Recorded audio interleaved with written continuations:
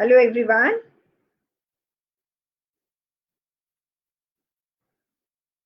Am I audible?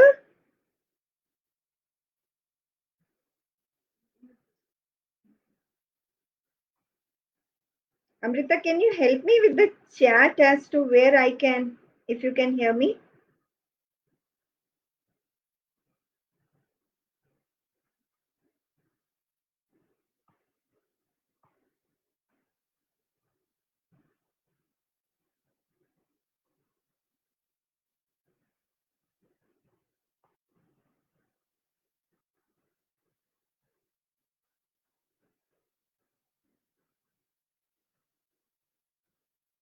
Okay, very good afternoon.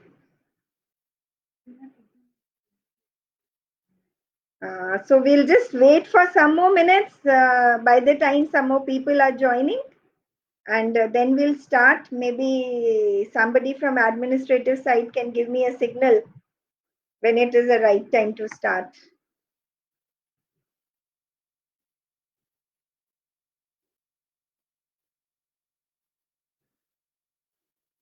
Is the volume okay?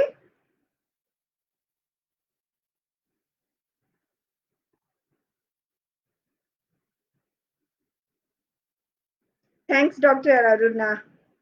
Okay, fine.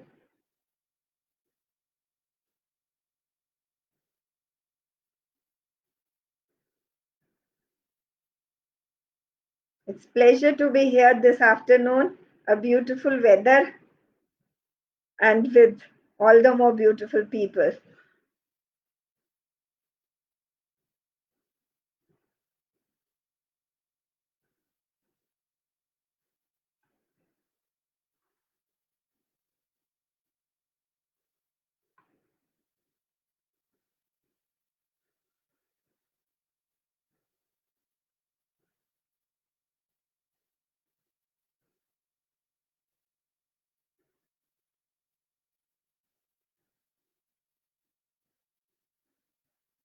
Okay, I think people who have joined us in time, उन लोगों को wait नहीं करवाते हैं. तब तक थोड़ा सा स्टार्ट करते हैं, and I'm sure momentum will develop by the time uh, we will start. So, namaskar दोस्तों, very good afternoon. My name is Ranjana Mittal, and thank you, Pefai, for having me. This is my first interaction on this particular group.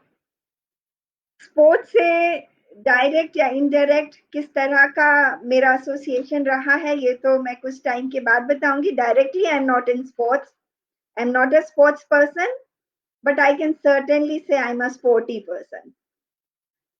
So having said that, मैं आप लोगों के कुछ पिछले दिनों के कुछ वीडियोस वगैरह चेक कर रही थी. So obviously mostly people who are directly related with either fitness, physical education या डायरेक्टली स्पोर्ट्स उन लोगों ने सेशन लिए थे. तो आप लोगों को आई एम श्योर बहुत ही डायरेक्ट इम्पैक्ट और इन्फ्लुएंस उसका पता चल रहा होगा. Mine is slightly different, but I'm sure we will find a meaning out of it. So leadership in sports. कल मैंने एक छोटा सा टीजर या बाइट जो कहिए जो छोड़ा था आज के लिए. I don't know how many of you have been able to see that, पर उसी की एक स्टोरी से स्टार्ट करते हैं. जस्ट टू रिकैप, जिन लोगों ने नहीं किया देखी होगी वो बाइट, बहुत ही फेमस स्टोरी है रैबिट और टॉर्टोइस की, where the moral of story we all know कि slow and steady won the race. Yes, it is very, very important to be steady. और ये लाइफ में होता भी है. Consistency does bring lot of results. I think हम सभी के अपनी लाइफ में कुछ ना कुछ इस तरह के एग्जाम्पल और एक्सपीरियंसेस रहे होंगे जहां हमें लगा होगा कि हमारे में टैलेंट तो काफी है, लेकिन कुछ ऐसे लोग जिन्हें शायद हम पढ़ाते थे या हमने उन्हें कुछ सिखाया है और अल्टीमेटली वो बहुत बार ऐसे हुआ है कि हमसे आगे निकल जाते थे। कितनी बार सुना है, कहते हैं कि ओके उसको तो मैं पढ़ाता था एग्जाम से पहले और मार्क्स तो उसके ज्यादा आ जाते हैं। सो समवेयर कहीं ना कहीं शायद ये जो हार्डवर्क और कंसिस्टेंसी है, it does have lot of meaning and it's rewards. लेकिन असल जिंदगी में हमें उससे आगे जाना होता है, और यही हमारे रैबिट ने किया भी। Rabbit did lot of self evaluation की ये कैसे हो गया, मैं तो बहुत ज्यादा तेज हूं टॉर्टोइज के मुकाबले, and how could tortoise win the race. And rabbit ने जब ये आत्म मंथन किया, सो ऑब्वियसली उसे समझ आया कि उसका ओवर कॉन्फिडेंस, कैलिसनेस और कहीं थोड़ी सी लेथार्जिकनेस ने उसको उस रेस में हराया। So rabbit went one step ahead.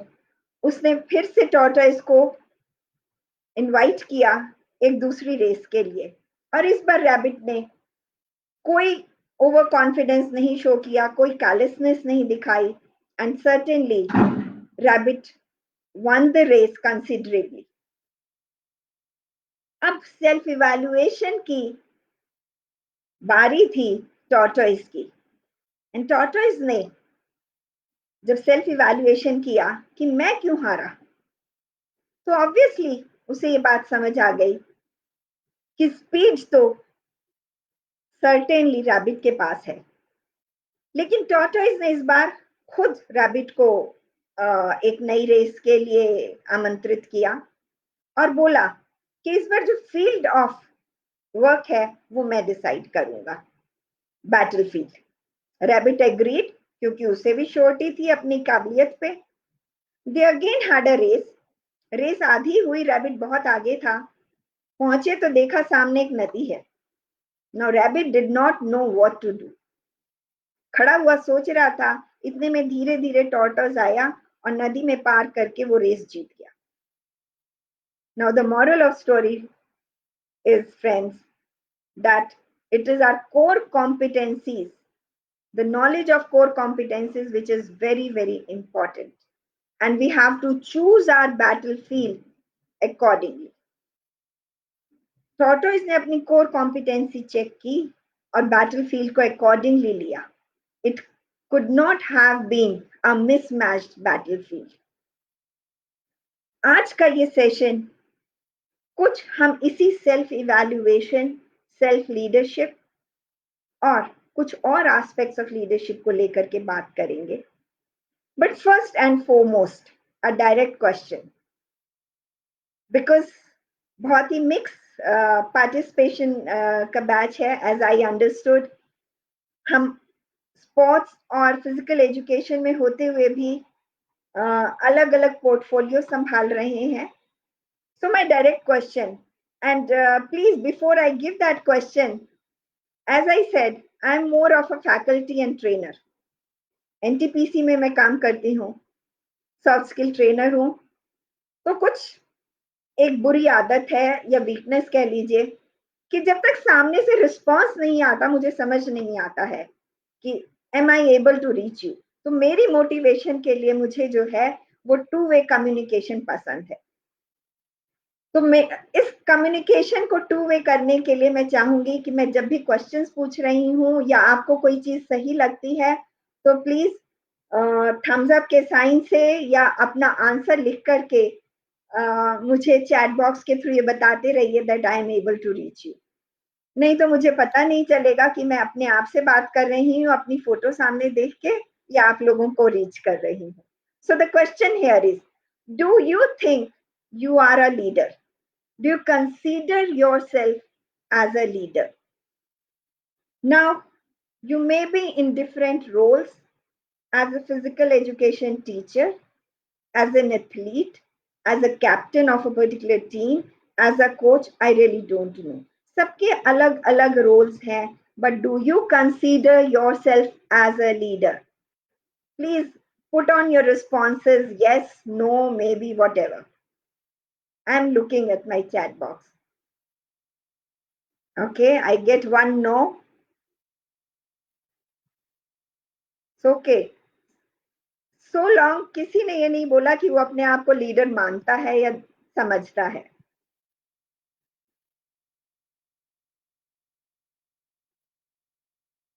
तो बात करते हैं कि क्या हम सब इसलिए, yes, doctor Dogra says yes I do consider my self, so I am sure mix bag है। कुछ लोग मानते हैं कि हम लीडर हैं, कुछ लोग मानते हैं कि हम लीडर नहीं हैं। Okay, what about Federer, Nadal? Do you think they are leaders in their roles?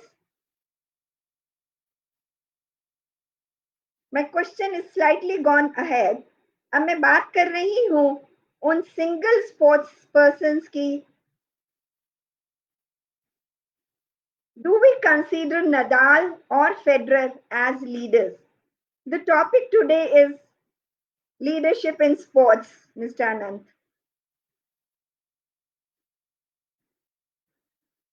Okay, so most of you consider yes. Naresh ji again says no, and Veena says somehow. Okay, so okay, let's talk more about it.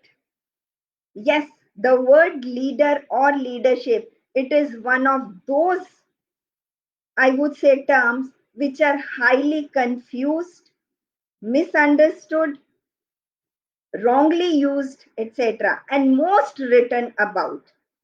तो जितने लोग हैं उतनी ही interpretations हैं। तो हम यहाँ पर लीडरशिप की ज्यादा डेफिनेशंस और थ्योरीज लेकर के नहीं आए हैं। डायरेक्ट कोई एक मॉडल और कुछ ट्रेट्स की मैं बात करूंगी। But first and foremost, leadership is applicable for each and every person who is in sports, because leadership is not a position but an action. Role कोई भी हो सकता है, मैनेजर का हो, बॉस का हो, but leadership is slightly different. और क्या आप अकेले होकर के भी लीडर्स होते हैं, वेदर फेडरर और Nadal? And my answer is yes and may be. जो लीडर्स हैं या बनते हैं वो सर्टेनली बाकियों से अच्छा करते हैं। दीपक जी ने पीपीटी की बात की है, पीपीटी मेरे पास है। हम कल बात कर रहे थे लेकिन शायद दोनों चीजें पैरेलली यूज करने में फेसबुक में प्रॉब्लम आ रही है, तो मैं पैरेलल तो नहीं यूज करूंगी, थ्योरी पढ़ाऊंगी भी नहीं, कहानियों के माध्यम से बात करेंगे। पीपीटी अगर बाद में चाहिए होगी तो मैं मेल कर सकती हूँ। तो व्हाट इज लीडरशिप? एक बहुत ही अगर बेसिक चीज देखी जाए तो दो चीजें जो सामने आती हैं। Number one, that is influencing. अगर आपकी प्रेजेंस या आपका एक्शन हेल्प्स यू और others to do more, to think better और to achieve better, then you are a leader. आपकी प्रेजेंस के कारण या तो आप स्वयं अपने आप को जितना सोचते थे उससे ज्यादा आगे ले जा सकते हैं, या किसी दूसरे को आपके कारण जो उसने नहीं सोचा था वो परफॉर्म कर पाते हैं या उससे बेटर थिंक कर पाते हैं, then certainly you are a leader. And there are two aspects of leadership. One is which is role driven, जिसे हम मानते हैं, so for example coaches, captains, but every individual, and the foremost aspect of leadership is self leadership. और हम उसी leadership के ऊपर आज ज्यादा बात करेंगे। ऑफ कोर्स एक्सटर्नल या रोल ड्रिवन लीडरशिप पे भी बात करेंगे और दोनों को कंबाइन भी करेंगे। Now so many times I have seen, एक ही बैकग्राउंड के लोग होते हैं, से फॉर एग्जांपल एक सिमिलर स्कूल है, एक ही स्कूल है, से गवर्नमेंट स्कूल का एक batch, 95% children say may come from a similar kind of background, और उन लोगों का फ्यूचर भी काफी कुछ सिमिलर होता है कि okay they have reached, you know, may be कुछ लोग एनडीए में चले गए हैं, कुछ लोग गवर्नमेंट जॉब्स में चले गए हैं एटसेट्रा, बट कोई दो चार होते हैं जो उस पूरे ग्रुप से हट करके और दे आउटशाइन एवरीबडी एल्स। जो बाकी यूजुअल जो ग्रुप था वो नहीं होता और वो उनसे बहुत आगे निकल जाते हैं. And these are those people who apply the principles of self leadership on them. अभी हमने जो स्टोरी सुनी थी रैबिट और टॉर्टोइस की, और उस पे एक टर्म के ऊपर मैंने ज्यादा एम्फेसाइज किया था, and that particular term is self awareness या self evaluation. And self leadership का first aspect is self awareness and self evaluation. और अगर हम रोल ड्रिवन लीडरशिप की भी बात करेंगे तो पहला काम किसी लीडर का शायद सबसे पहले ये होता है to understand the strengths and weaknesses of his और हर प्रोटेजी. कि मेरे पास जो मेरा टीम मेंबर है, डिसाइपल है, स्टूडेंट है, मेंटी है, उसका क्या स्वॉट है, strengths, weaknesses, opportunities and threat. Corporate world से या मिलिट्री से ये टर्म ज्यादा आती है, लेकिन this is more applicable for sports. The first aspect is let's understand our strengths, weaknesses, self awareness. So the next question which I give it to you, and I want lots of answers top of the mind, बिना ज्यादा सोचे समझे लिखिएगा. If you have to describe yourself in one word, तो एक शब्द में अगर आप अपने आप को डिस्क्राइब करना चाहेंगे तो वो शब्द क्या होगा? Describe yourself in one term. For example, I am sure doctor Bansal बोलेंगे कोच, तो और क्या बोलते हैं? जल्दी से आंसर दीजिए वन टर्म में अपने आप को डिस्क्राइब करने के लिए. मैं अगर बोलना चाहूं तो मैं अपने आप को बोलूंगी क्रिएटिव एंड रिस्पॉन्सिबल. वो मेरी टॉप मोस्ट एक टर्म डिफाइन करती है मुझे. I am waiting for answers. Sports people are known for action. जल्दी से अपना. इंडिपेंडेंट. लवली. नरेश जी, आपका core one word which describes you.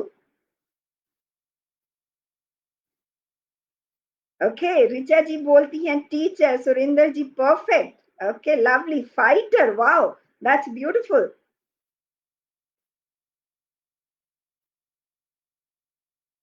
Dedicated. Lovely. तो ये बातें आ रही हैं हमारी कुछ अपनी स्ट्रेंथ्स को लेकर के. Loyal. Learner. Wow, even I M.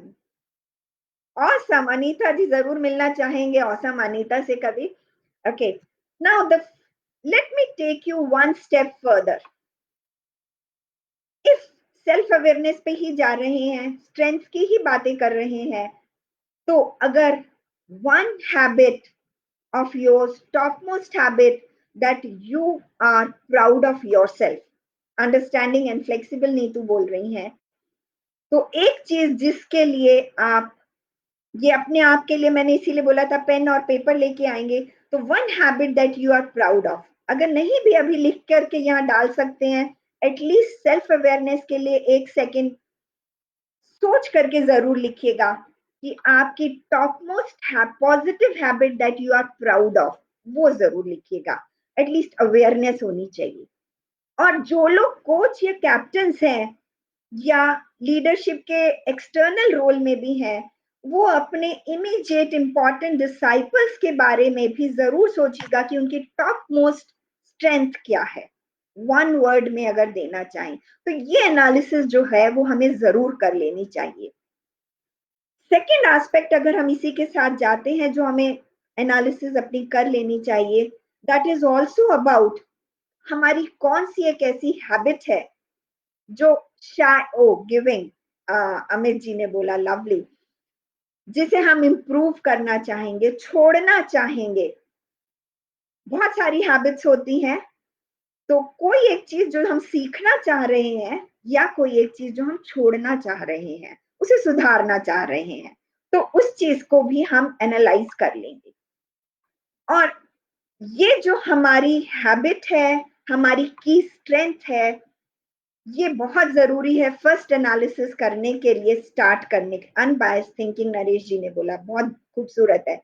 इसी को मैं थोड़ा सा और चेंज करती हूँ, and I take you to the next step which is passion, talent जिसे हम बोलते हैं। दोनों लिंक्ड है, सेम तो नहीं है, but they are coming from the same aspect. आपका एक कोर टू योर हार्ट, एक पैशन या टैलेंट जो हम बोलते हैं, हमारा इनेट टैलेंट क्या है, वो हमें एक जरूर पता होना चाहिए। और ये पैशन या टैलेंट वो होता है कि रात के 12 बजे भी आपको वो करने को बोल दिया जाए तो आप बिना पैसे की चिंता किए हुए या बिना कोई एक्सक्यूज किए हुए आप वो चीज जरूर करने के लिए बैठ जाएंगे। I remember long time back एक मूवी देखी थी, फरारी की सवारी। एंड वो छोटा सा बच्चा, उसके फादर उसे रात को उठा करके बोलते हैं क्रिकेट खेलेगा, पहले बोल रहा था सोने दो सोने दो, जैसे ही फादर ने बोला क्रिकेट खेलेगा, and he was immediately up. Now that was the passion. So you must know your इनेट talent and passion. जैसे मेरा पैशन सर्टेनली सॉफ्ट स्किल का सेशन लेना है। जिस भी दिन फ्री होती हूँ, चाहे कोई बैंक वाले या कोई भी बोल देते हैं मैम फ्री है तो आ जाइए, आई डोंट बॉदर अबाउट उस दिन मनी के लिए, because that process itself is so amazing and bring so much of happiness. तो अपना ये पैशन जरूर और टैलेंट जरूर आप जो है आइडेंटिफाई करिएगा, बिकॉज हमारी जो आगे की स्ट्रेंथ्स हैं वो सारी है इसी से लिंक होने वाली है। तो नेक्स्ट स्टेप पे हम चलते हैं। तो हमने सबसे पहले किया सेल्फ अवेयरनेस, सेल्फ लीडरशिप में।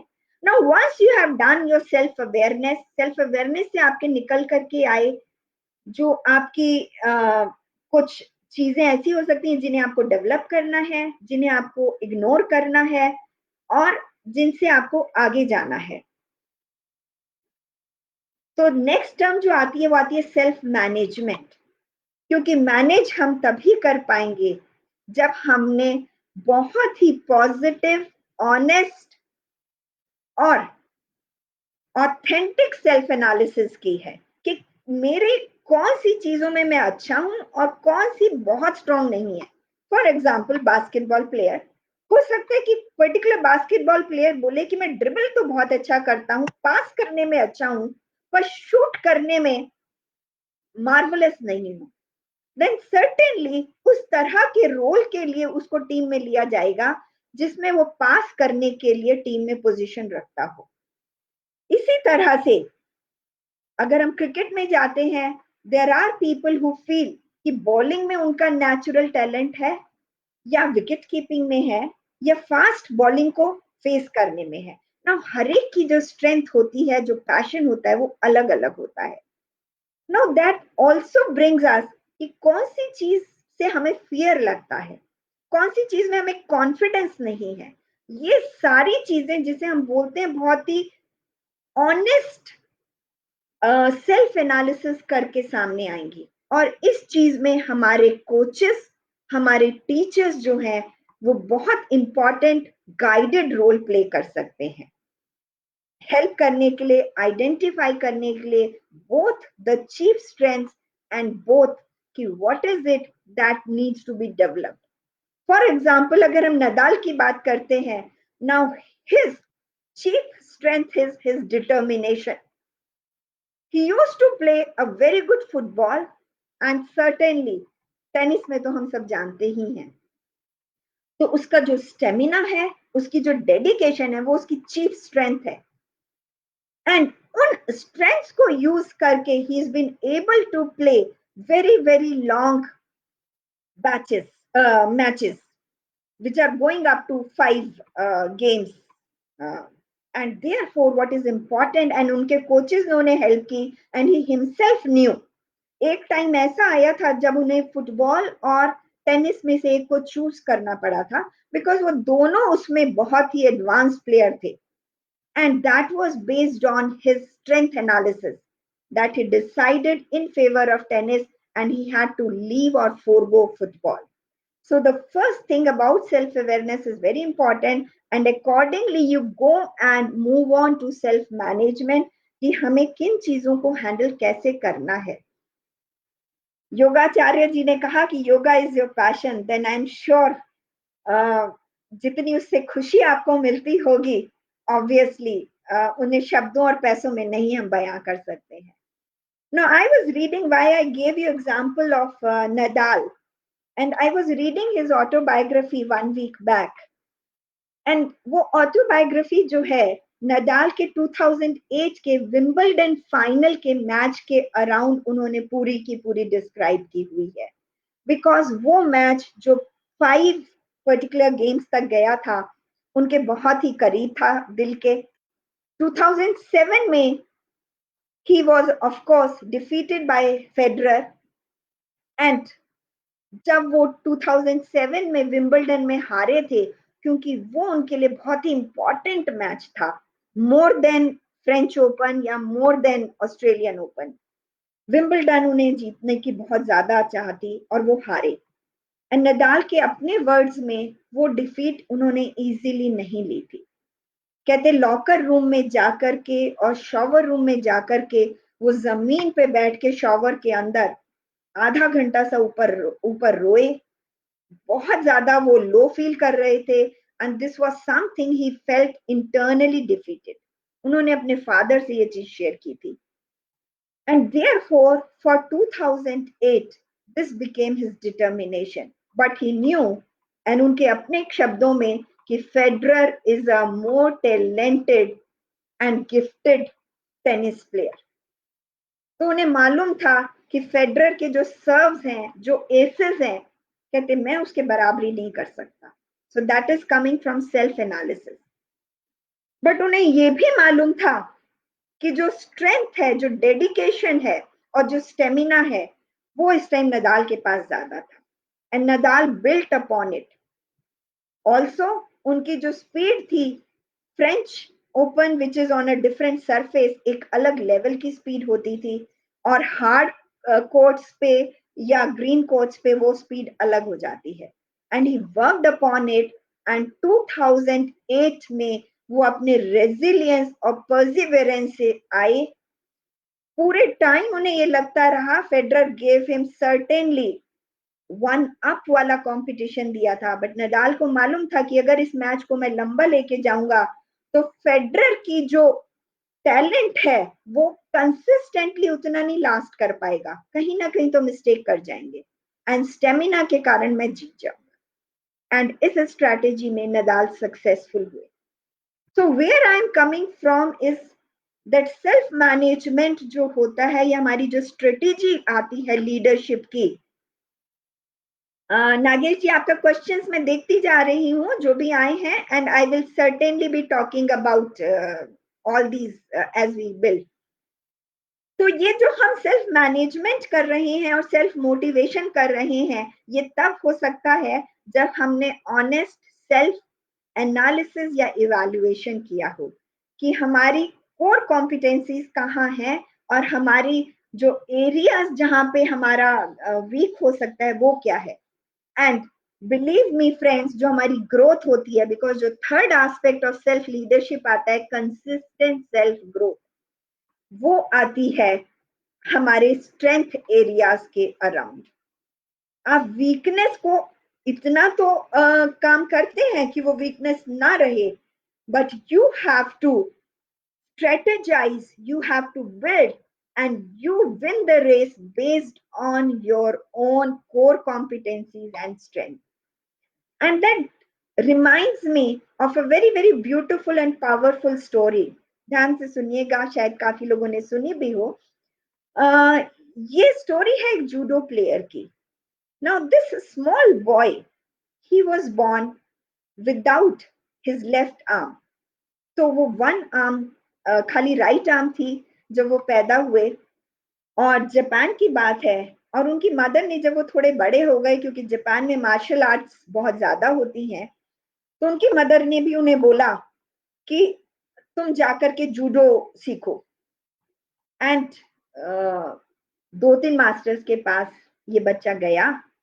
उन 2-3 मास्टर्स ने उनकी मदर को भी मना कर दिया और उन्हें भी, कि नहीं, आप जूडो के लिए सही नहीं है, बिकॉज आपको अपने कॉम्पिटेंट कॉम्पिटिटर को अगर होल्ड करना है और उस पर अटैक करना है, so there is an inherent weakness, एक आर्म नहीं होने के कारण.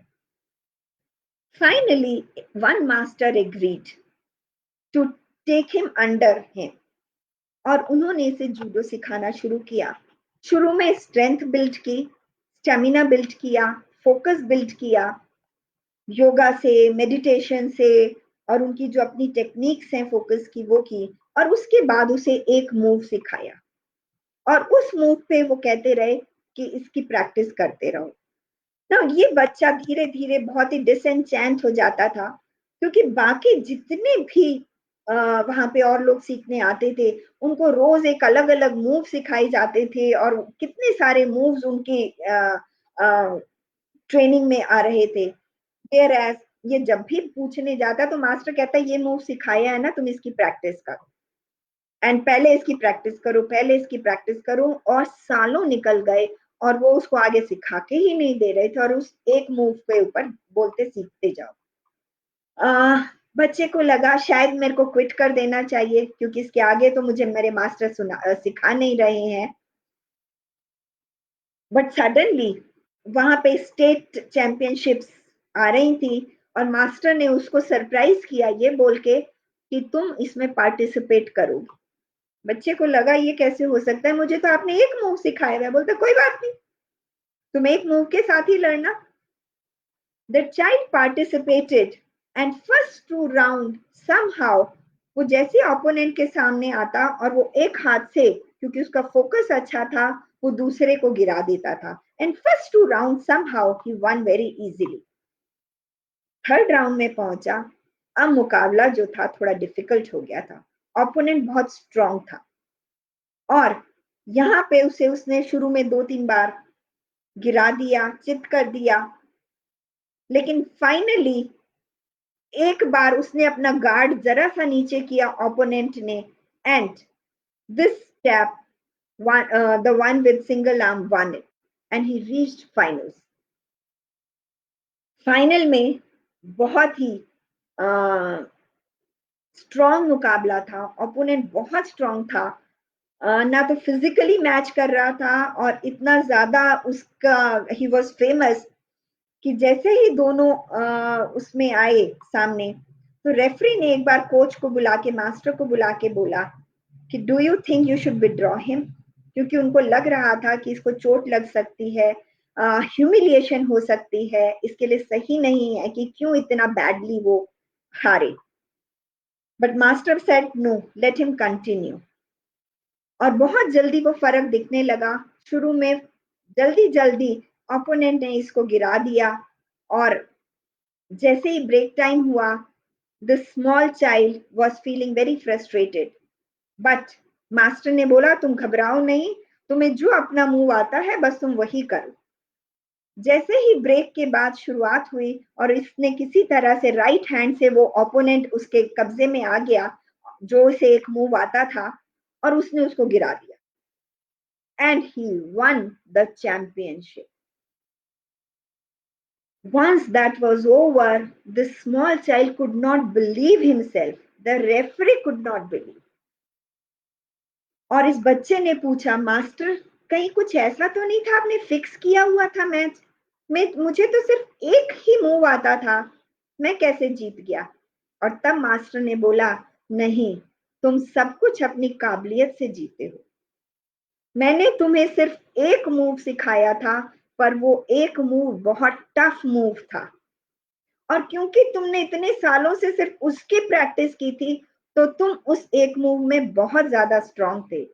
नंबर 2, उस मूव का ओनली डिफेंस इज कि कोई जब तुम्हें लेफ्ट आर्म से पकड़ेगा तभी उस मूव को डिफेंड कर पाएगा, और इस बच्चे के पास तो लेफ्ट आर्म नहीं थी. तो जो उसका चैलेंज था वही उसकी स्ट्रेंथ थी. और ये स्टोरी हमें सिखाती है कि हमें फोकस कहाँ करना है, अपनी स्ट्रेंथ्स के ऊपर. कौन सी ऐसी चीज है जो हमारी कोर स्ट्रेंथ है, जिसमें हम बाकियों से बहुत अच्छे हैं. वो हमारी डेडिकेशन है, वो हमारा टैलेंट है, वो हमारी स्पीड है, वो कौन सी ऐसी चीज है और जो हमारा पैशन के साथ है, जिसे हम यूज करें और तभी हम लाइफ में बाकियों से अच्छा उस क्षेत्र में कर पाएंगे.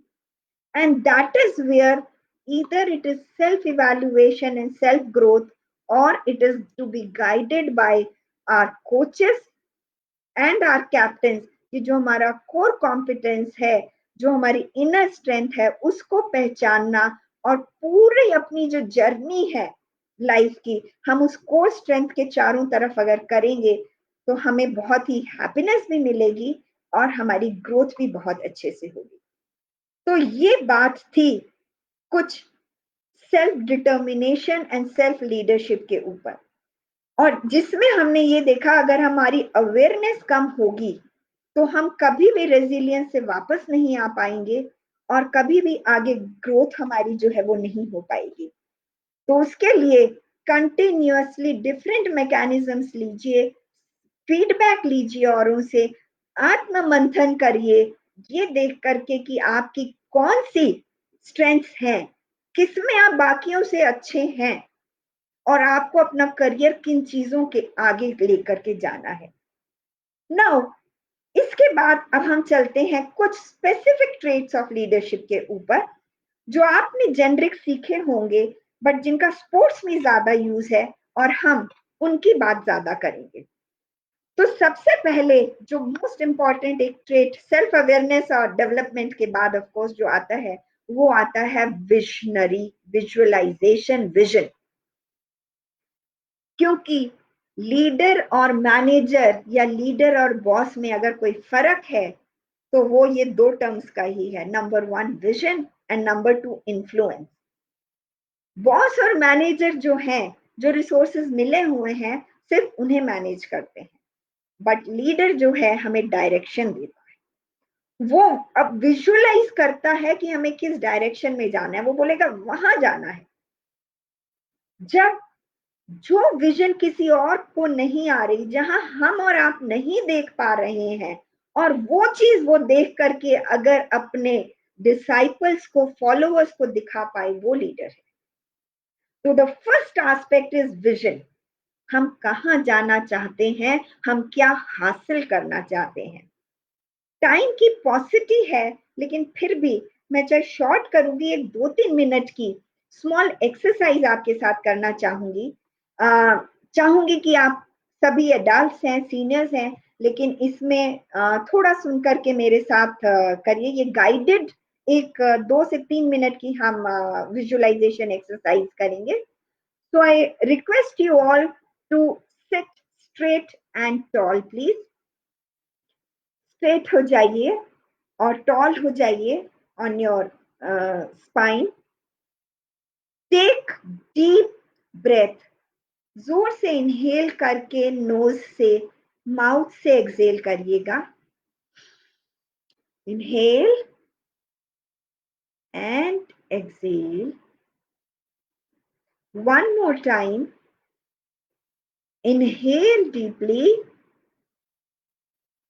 And exhale. अब धीरे धीरे अपनी आईज को क्लोज कर लीजिए सॉफ्टली, और एक बार फिर से इनहेल एंड एक्सहेल. अब अपने हेड के एकदम इमीडिएटली ऊपर एक बहुत ही ब्राइट लाइट का इल्यूमिनेट करता हुई बॉल इमेजिन करिए, जो स्टार्स की तरह बहुत ही खूबसूरती से जगमगा रहा है. संसार की सारी एनर्जी इसमें भरी हुई है, बहुत ही पॉजिटिव वाइब्रेशन. और ये धीरे धीरे आपके हेड से स्पाइन के अंदर प्रवेश कर रहा है, और with each breath of yours ये आपकी पूरी बॉडी में, हर सेल में, फैलता चला जा रहा है।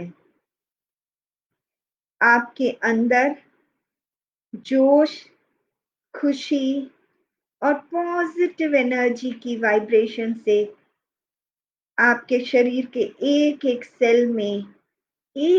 सेल में आपको एनलाइटन करता जा रहा है। और जब ये पूरी तरह ज्योति पुंज आपके अंदर समा गया है, तो अब इमेजिन करिए अपना वो सपना जो आप एक्चुअली जीवन में हासिल करना चाहते हैं। उस जगह को देखिए जहां आपने खड़े होके वो विजयश्री प्राप्त कर ली है। You have one, people whom you wanted are applauding you। आपके फैमिली वाले, आपके चाहने वाले, can you see them all around you. चारों तरफ आपकी उस विजय का जय जयकार हो रहा है। कोशिश करिए, जब आपने ये जीत हासिल की है, तो जो भी चीज आप खाना चाहते थे सेलिब्रेशन के लिए, वो आपके आसपास के लोग आपको खिला रहे हैं। Feel the taste in your mouth, smell करिए, वो खुशियों की आवाजें अपने कानों में महसूस करिए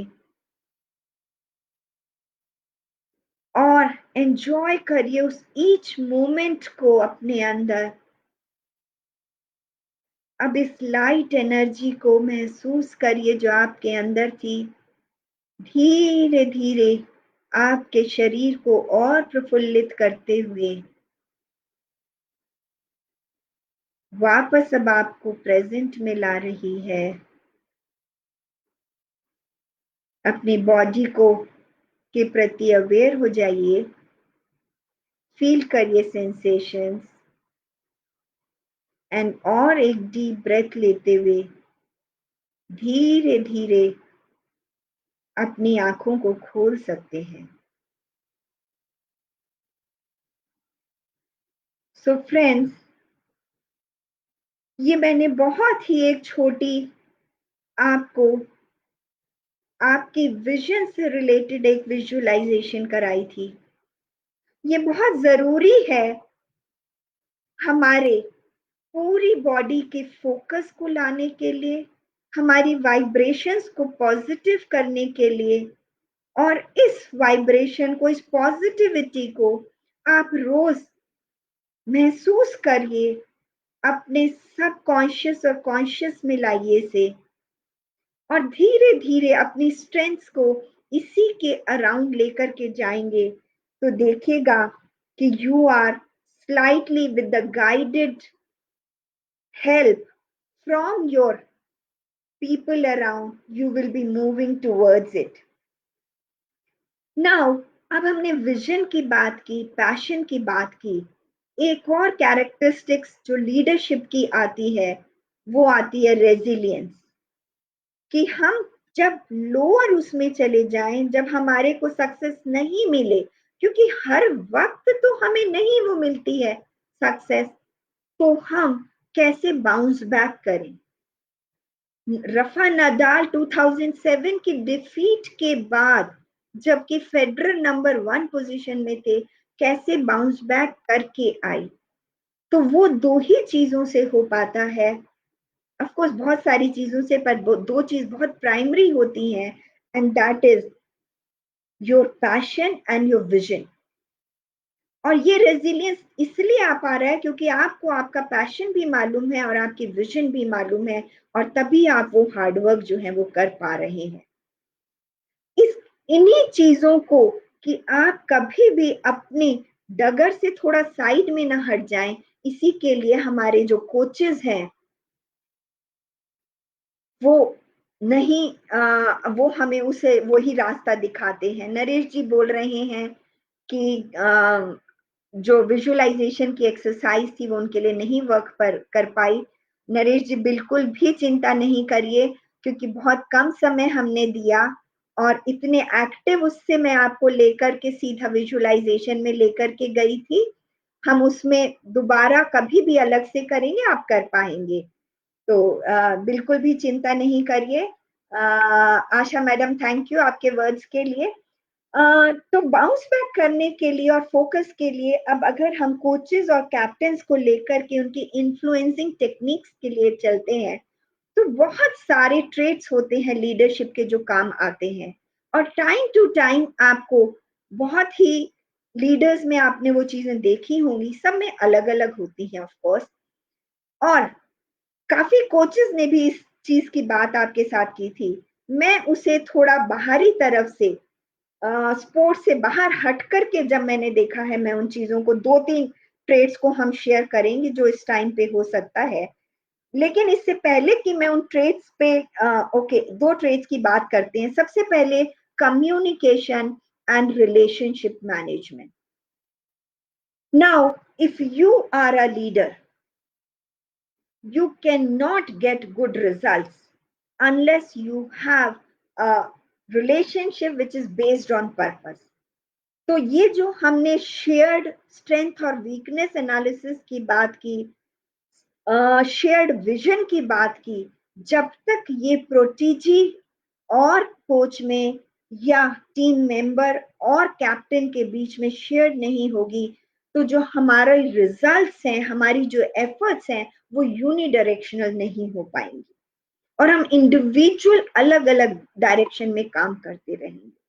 अब ये रिलेशनशिप मैनेजमेंट कहना आसान होता है, लेकिन होता नहीं है, क्योंकि हमारी अपनी इनसिक्योरिटीज हो सकती हैं, हमारे अपने कुछ कॉम्प्लेक्सेस आड़े आते हैं। बट बिलीव मी, एक ऑनेस्ट रिलेशनशिप अगर आप नहीं एक रखेंगे, I was reading about Dhoni somewhere, और उन्हीं के अपने शब्दों में उन्होंने बोला कि मैं जो है टीम में रिलेशनशिप पे शायद थोड़ा ज्यादा ध्यान देता हूँ, और एक मेरी रिलेशनशिप जो होती है वो ग्राउंड पे होती है, बट मैं ग्राउंड के बियॉन्ड भी जो है एक रिलेशनशिप बनाने में इच्छा रखता हूँ और बनाता हूँ। और शायद इसी का एक हमने बहुत ही बड़ा एग्जाम्पल देखा है, जो एटलीस्ट मैंने बहुत पास्ट में कैप्टन्स के साथ नहीं देखा था, कि एक कैप्टन से जब कैप्टनसी दूसरे के पास जाती है, तो कहीं ना कहीं राइवलरी होती है या बहुत अच्छी कॉमरेड नहीं होती है। बट अभी जब विराट कोहली कैप्टन हो गए हैं और धोनी अब वहां से पोजीशन से हट गए हैं, we still see that chemistry and understanding, strong understanding and chemistry between them. और ऑफ कोर्स उस सिनर्जी का जो फायदा है, एक्सपीरियंस का फायदा पूरी टीम को मिलता है। इसी तरह से हमने यही रिलेशनशिप देखी थी धोनी और सचिन तेंदुलकर के बीच में। एंड कि चाहे सचिन तेंदुलकर कैप्टन नहीं थे, बट धोनी जो वो रिगार्ड देते थे और जो उनके एक्सपीरियंस को लेते थे, तो वो जो रिलेशनशिप मैनेजमेंट है उसके कारण से शायद वो सभी अपने टीममेट से वर्क ले पाते हैं, उनकी डायरेक्शन में वो काम कर पाते हैं। तो जो रिलेशनशिप होती है वो बहुत इंपॉर्टेंट होती है, लेकिन इसके लिए कुछ स्किल्स जो है वो बहुत काम आती हैं। And the first and foremost skill for any coach is listening skill. I think we cannot emphasize on listening skills enough for any leadership position. In fact, I would say even it is for self leadership. हम जब ध्यान लगा के अपने आप से पूछते हैं, अपनी बात सुनते हैं, तब हम राइट डायरेक्शन में जा पाते हैं। सिमिलरली जब हम अपने प्रोटीजीज की बात सुने, जब वो कहना चाहें, क्या हमारी जो प्रेजेंस है उस टाइम इतनी होती है, क्या हम उन्हें अनकंडीशनल लिसनिंग दे पाते हैं? सो दैट लिसनिंग बिना रुके हुए जो है वो बहुत इंपॉर्टेंट है। और यहाँ पे मुझे एक रियल लाइफ एग्जांपल याद आ रहा था, एक कोच और उनके प्रोटीजी का। ये जो डिसाइपल था उस कोच के साथ काम करता था, शुरू में बहुत ही एंथुजियाज्म के साथ आया, काफी अच्छा काम करता था, लेकिन बीच में कोच को लगा कि थोड़ा सा उनका कहीं एंथुजियाज्म में कमी है या रिजल्ट्स में कमी है। वो समझ नहीं पा रहे थे कि टैलेंट तो बहुत है, लेकिन उतनी जो स्पार्क है वो अब नजर नहीं आ रही। And then he kept one-on-one meeting with this girl, उन्होंने उन्हें बुलाया और वन ऑन वन की मैं आपके साथ बात कर रहा हूँ, पहले इधर उधर की बातें की और उसके बाद ऑफ कोर्स वो उनके बारे में और जानना चाह रहे थे कि क्या चल रहा है लाइफ में, वर्क में क्या चल रहा है, गेम्स में क्या चल रहा है। और जब ये कम्युनिकेशन दोनों के बीच में चल रही थी तो उसी टाइम में कोच के फोन बजा। उन्होंने उस फोन को इग्नोर कर दिया, डिस्कनेक्ट करके साइड पे कर दिया। पर शायद कोई परसिस्टेंट कॉलर रहा होगा, तो कुछ देर में फोन दोबारा बजा, कोच ने फिर डिस्कनेक्ट कर दिया। तीसरी बार फोन फिर बजा, कोच ने फिर उसे अब साइलेंट पे करके साइड में रख दिया। तो मेंटी ने पूछा, sir won't you like to take that call? इन्होंने बोला, मुझे नहीं मालूम कि वो कॉन्वर्सेशन कितनी इंपॉर्टेंट होगी, लेकिन मुझे इस टाइम ये मालूम है कि आपके साथ जो मेरी कम्युनिकेशन है वो बहुत इंपॉर्टेंट है। Now the girl really felt very respected, very important, और उसका अपने अंदर बिलीफ और अपने कोच के प्रति जो रिस्पेक्ट थी वो बहुत बढ़ गई। तो ये एक जो चीज होती है कि जो लिसनिंग और अनकंडीशनल लिसनिंग जो हम बोलते हैं, जो उसने नहीं भी कहा और आपने सुना, वो एक जो है रिलेशनशिप में बहुत इंपॉर्टेंट होती है। बिल्कुल सही कह रहे थे सर, मैं नाम तो नहीं देख पाई, जिन्होंने कहा था कि एक गुड लिसनर बनने के लिए सबसे पहले शायद हमें जो है लिसनिंग इंपॉर्टेंट होती है। बिल्कुल सही कहा। और लिसनिंग जो है सभी को आती नहीं है, शायद हम में भी कमी है, ये एक जर्नी है, लेकिन अगर हम ध्यान दें तो धीरे धीरे उसे इम्प्रूव कर सकते हैं। और ये सेल्फ लिसनिंग भी हो सकती है और दूसरों की। नाउ मैं कुछ टाइम पे मेरी नजर है और काफी सारे हम और ट्रेड्स की बात कर सकते हैं, लेकिन हम उन सभी को छोड़ करके लिसनिंग के बाद मैं एक छोटे से कॉन्सेप्ट पे आपको लेके चलूंगी, ताकि वो एक इम्पॉर्टेंट एस्पेक्ट में कवर कर पाऊं। लिसनिंग में बस एक ही चीज को लेकर के मैं इस चीज को छोड़ती हूँ कि जब हम अनकंडीशनल लिसनिंग करके रिलेशनशिप डेवलप करते हैं, so the other person feels safe. वो अपने फियर्स की बात आपसे कर सकता है, वो अपनी वल्नरेबिलिटी की बात आपसे कर सकता है। और इसी में एक लीडरशिप का सबसे बड़ा ट्रेट, आज के शायद एक बहुत बड़े स्पीकर लीडरशिप के जो हैं, सिमोन सिनेक, आप लोग वीडियोस देखिएगा उनकी। उनका मैं एक बार पढ़ रही थी तो उन्होंने बोला कि एक बहुत बड़ा ट्रेट जो होता है लीडर्स का, वो ये होता है कि सिर्फ अपना कॉन्फिडेंस ही नहीं दिखाना है, आपको अपनी वल्नरेबिलिटी भी दिखानी है। आप कहीं पे डाउट में है तो हेल्प भी मांगना। और ये एक इतना इंपॉर्टेंट पर्सनालिटी ट्रेट है कि ready to help and ready to ask for help, कि मेरे को श्योर नहीं है, क्या हम ऐसा करें? तो उस टाइम बाकी लोग जो हैं वो आपके साथ आगे आएंगे, आपको शेयर करने के लिए, हेल्प करने के लिए। पर अगर आप मास्क पहन करके रहेंगे तो लोग सोचेंगे आपको जरूरत नहीं है। तो इसलिए ये जो है वो बहुत जरूरत है कि आप अपनी वल्नरेबिलिटीज भी शेयर करिए और प्रोटीजी की वल्नरेबिलिटी। ना अब एक कॉन्सेप्ट जो मैं चाहूंगी कि जरूर आपके साथ शेयर कर पाऊं, और लीडरशिप में हम उस कॉन्सेप्ट को बोलते हैं और स्पोर्ट्स में उसकी सबसे ज्यादा जरूरत होती है, and that is called situational leadership.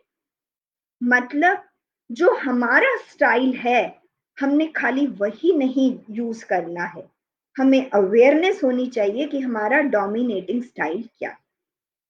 और सिचुएशनल लीडरशिप के हिसाब से वो ये बोलते हैं कि हर जो कैंडिडेट होता है, हर जो टीम मेंबर है, thank you Naresh ji,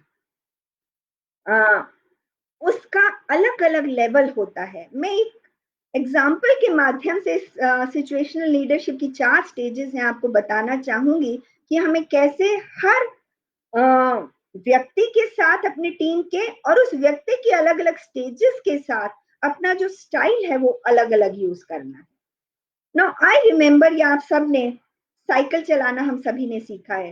now remember, जब हम किसी बच्चे को डे 1 पे साइकिल चलाने के लिए लेके जाते हैं, शायद बच्चा कुछ जितेंद्र जी, मैं ये टाइप कर दूंगी जो स्पीकर का नाम आप पूछ रहे हैं।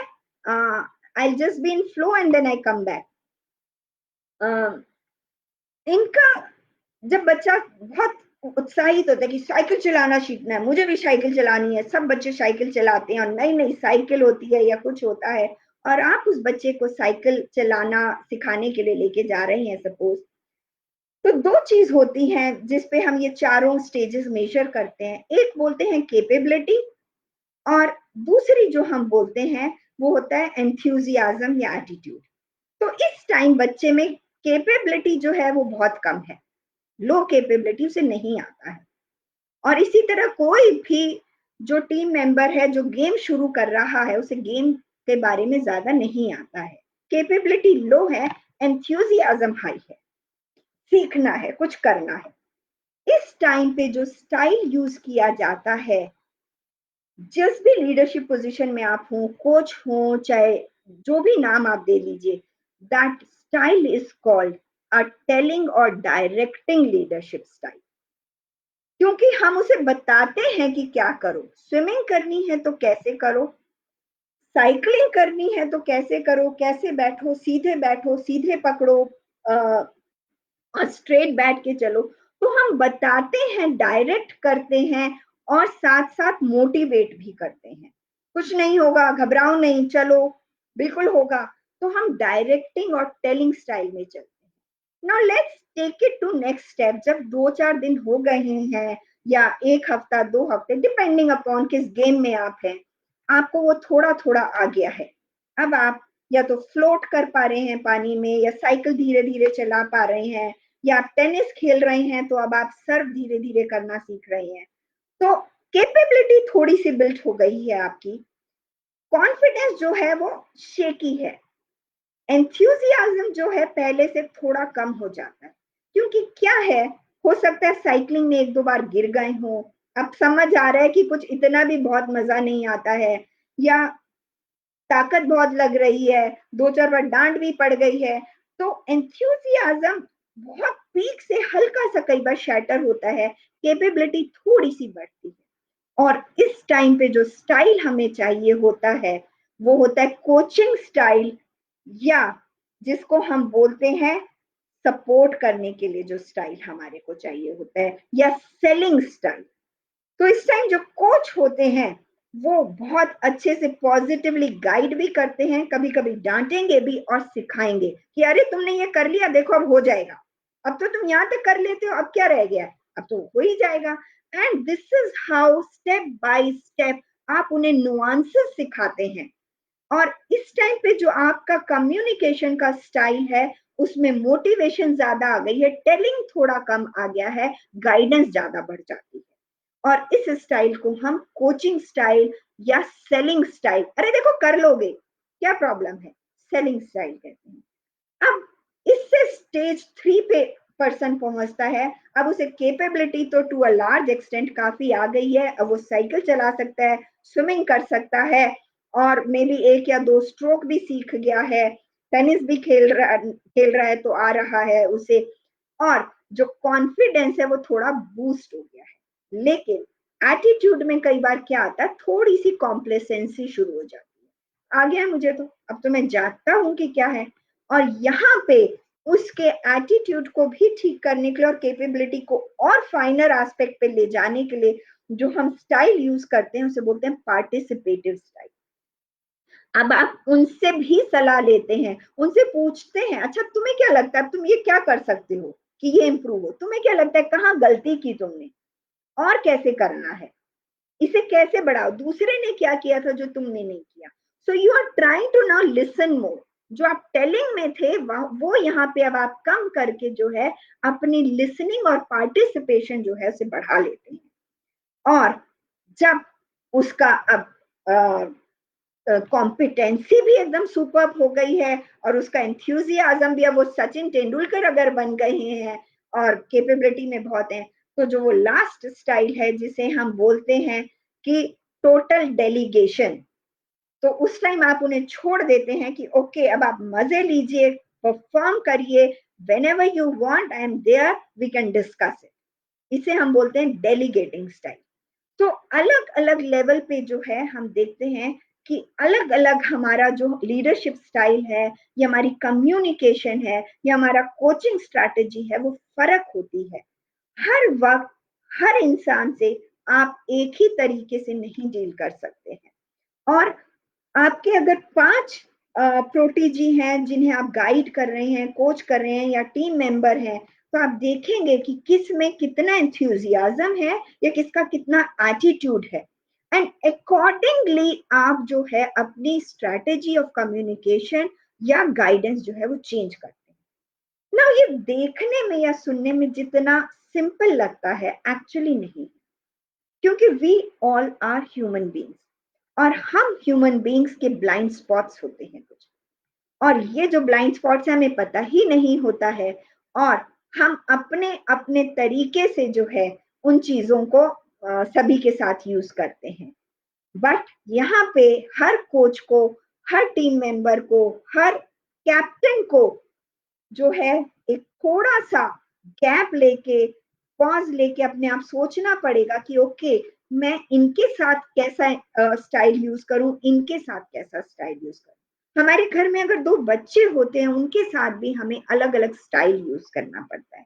आप एक कम्युनिकेशन स्टाइल से इफेक्टिवली दोनों को नहीं डील कर पाएंगे, and this is called situational leadership style. और स्पोर्ट्स में जो है इसकी बहुत ज्यादा जरूरत होती है।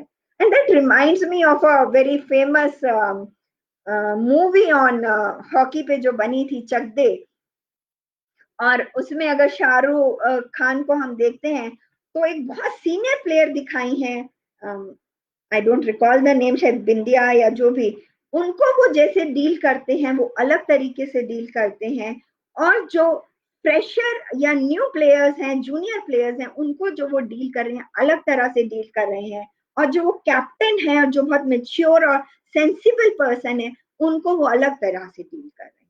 So this is called a situational leadership, which brings in your flexibility, which brings in, your self-awareness, and which brings you to a rapport building, relationship building at a different stage with a different individual. और जब इस तरह से अगर हम ये छोटी छोटी एस्पेक्ट्स ऑफ सेल्फ अवेयरनेस पे ध्यान देंगे, तो हमारी जो रिलेशनशिप है या जो टेक्निकल कैपेबिलिटीज आपके पास है, बट उन टेक्निकल कैपेबिलिटीज को अगर आप बेस्ट निकाल करके लाना चाहेंगे, तो ये जो छोटे छोटे नुआंसेस हैं अगर आप इनको यूज करेंगे, तो बहुत ही सुंदर रिजल्ट्स जो हैं वो और ज्यादा आ जाएंगे। तो मैं देख रही हूँ ऑलमोस्ट जो हमें 1 घंटे का हमारा समय था वो समाप्त हो गया है। आई विल क्विकली रिकैप और एक लास्ट एक छोटा सा एनेक्डोट आपके साथ शेयर करते हैं, और फिर अगर कुछ क्वेश्चंस हैं तो वो ले लेते हैं। दैट इज कि हमने ये देखा कि लीडरशिप जो है एक तो रोल ड्रिवन होती है, जिसमें कोच का या कैप्टन का या टीचर का रोल है, और एक लीडरशिप होती है जो स्वयं के साथ होती है। अगर हम खुद को लीड नहीं कर सकते हैं, तो हम किसी भी और को लीड नहीं कर पाएंगे। And leadership starts with self awareness and evaluation, similarly helping to evaluate and bring others to awareness. उनकी स्ट्रेंथ्स को और पैशन को आइडेंटिफाई करके उसको हम कैसे गाइड करके आगे सेल्फ ग्रोथ की तरफ ले जाएं, by having a common vision and by having an effective leadership या coaching style. And that is what this pure beautiful relationship to get a very very suitable results. इसमें of course feedbacks जो होते हैं कि कैसे हम critical feedback दें या कैसे पॉजिटिव फीडबैक दें, उसका जो है वो बहुत इंपॉर्टेंट रिजल्ट आता है। एक ट्रेट जो हर लीडर को, हर स्पोर्ट्समैन में जरूरत है, और ताकि हमारी ग्रोथ जो है वो कंटिन्यू रहे, वो लास्ट में ऐड करूंगी और उसके बाद विश्राम दूंगी अपनी वाणी को। That is to have humility, authenticity and groundedness. जैसे जैसे सक्सेस मिलती है, वैसे वैसे कहीं ना कहीं हो सकता है, क्योंकि हम इंसान हैं, कहीं हमें थोड़ा सा अहम भाव, एरोगेंस ना आ जाए, and the moment it starts coming, हमारी जो ग्रोथ है वो कम हो जाती है। तो अगर हमारी ग्रोथ कंटिन्यू रहे, लंबी रहे, उसके लिए जो एक ट्रेट बहुत इंपॉर्टेंट है, and that is which makes us great, is humility and humbleness. और ये ग्रेट लीडर्स और नॉर्मल लीडर्स को डिफरेंशिएट करता है। हम चाहे कॉर्पोरेट वर्ल्ड में ई श्रीधरन की बात करें, और अगर आपके स्पोर्ट्स के एरिना में जाएं तो रॉजर फेडरर की बात करें, कि वो इतने ग्रैंड स्लैम्स जीत करके भी वो जब बात करते हैं तो प्रोबेबली अपने ओपोनेंट्स के लिए इतना पॉजिटिव बोलते हैं। वो छोटे छोटे बच्चों के साथ, स्पेक्टेटर्स के साथ, he is always so available, and that is what makes him great, and that is where his progress has been continuous, क्योंकि वो हम्बल है। हाउएवर, फेडरर हमेशा से ऐसे नहीं थे। एक बहुत ही प्यारा और पावरफुल वीडियो है फेडरर का, जिसमें उन्होंने अपना इस चीज के बारे में बताया है कि कभी वो पहले जॉन मैकेनरो की तरह शायद हुआ करते थे, जो रैकेट फेंक दिया करते थे, चिल्लाया करते थे रेफरी के ऊपर। और जब भी ऐसे ट्रेड्स अगर हमारे में होते हैं तो हमारी ग्रोथ जो होती है कहीं ना कहीं शंटेड हो जाती है। जो चीज के कारण हम अच्छे बने हम उसे रिस्पेक्ट नहीं कर पा रहे। And then Federer thought what am I doing. जब उन्होंने अपने आप को देखा तो उन्हें अच्छा नहीं लगा वो वीडियो में इंसान, कि मैं ऐसा हूं। उन्होंने सेल्फ इवैल्यूएशन किया, उसके ऊपर बहुत ज्यादा काम किया। आसान नहीं था अपनी आदतों को छोड़ना। He worked on it, and today he is an example world over as a person of great success and a great humility. तो कहीं ना कहीं हमें ये अपने उसमें डेली लेके आना है। That is what Nadal also mention, कि उसके पेरेंट्स उसे हमेशा एक चीज बोलते थे कि तुम प्लेयर किसी भी लेवल के बनो, हमें नहीं पता, लेकिन you have to become a good human being. तुम्हें अपने ओपोनेंट्स के साथ अच्छी रिलेशनशिप रखनी। So that is what sums up our success. और अच्छी सक्सेस और ज्यादा ऊपर कंटिन्यूस ग्रोथ के लिए शायद एक ये ऐसा एस्पेक्ट है जो हमें पर्सनालिटी में कॉन्शियसली लेके आना है। सो नमस्कार दोस्तों, थैंक यू सो मच। मैं अब क्वेश्चंस पे देख लेती हूँ अगर कुछ है, और नहीं तो आप लोग अगर अब भी क्वेश्चंस डालना चाहें तो डाल सकते हैं। आई होप कि ये इफेक्टिव रहा होगा। जो भी मैंने कुछ नाम लिए हैं या पीपीटी भी अगर चाहिए होगा तो मैं एडमिनिस्ट्रेटर्स को मेल कर दूंगी, वो आप लोगों को आगे उस पर मेल कर पाएंगे।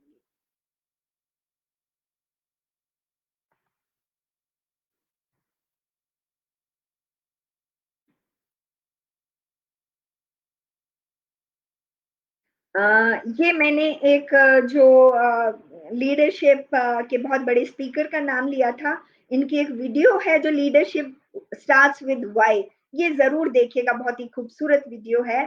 How it starts with why TED talk में भी है। And thank you so much. कोई बहुत स्पेसिफिक क्वेश्चन हो? थैंक यू आप सबके। आप लोग बहुत बड़े बड़े स्पोर्ट्स पर्सन हैं, इस क्षेत्र में हैं, हमारे देश का भी नाम आगे लेके जाते हैं। एक कहावत है, those who can they do. आप लोगों की तरह, those who can't they teach, like me. So you people are good. Okay, Gururaj ji ने बोला है कि is leadership an inherited quality? Well Gururaj ji, leadership जो है बहुत ही बड़ा जिसे बोलते हैं प्लेथोरा ऑफ ट्रेट्स है। तो कुछ ट्रेट्स हो सकते हैं जो इनहेरिटेड हो। For example, to some extent हमारी फियरलेसनेस हो सकती है, या बोल सकते हैं कि करेज या आईक्यू लेवल जो है इनहेरिटेड हो सकता है। बट रेस्ट जितनी भी चीजें हैं, चाहे वो कम्युनिकेशन स्किल्स हैं, चाहे वो हमारी विजन है, ये सारी स्किल्स जो हैं वो डेवलप की जाती हैं, लर्न स्किल्स हैं।